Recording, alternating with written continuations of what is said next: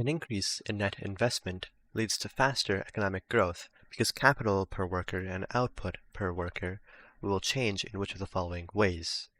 So in this question, we're told that there is an increase in net investment, and this will lead to more economic growth because there's an increase in capital, or there's a change in capital per worker and output per worker, and we're asked to find out how these will change.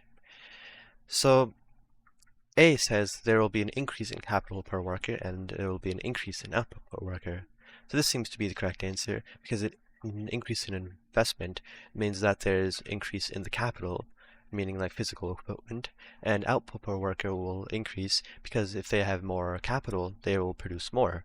So overall, A seems to be the correct answer. B, increase in capital per worker and decrease in output per worker. This is incorrect because it doesn't make sense for the workers to have an increase in capital but for their output to decrease. Because the increase in capital means they're able to produce more, but if their output decreases, that goes against their increase in capital.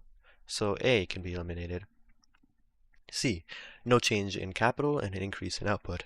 This is incorrect because an increase in investment would lead to an increase in capital, not a constant capital per worker. So C can be eliminated.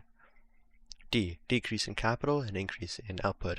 This is incorrect for the same reason C is incorrect, because an increase in investment leads to an increase in capital, not a decrease in capital. Likewise for E, because there is no decrease in capital as a result of an increase in investment.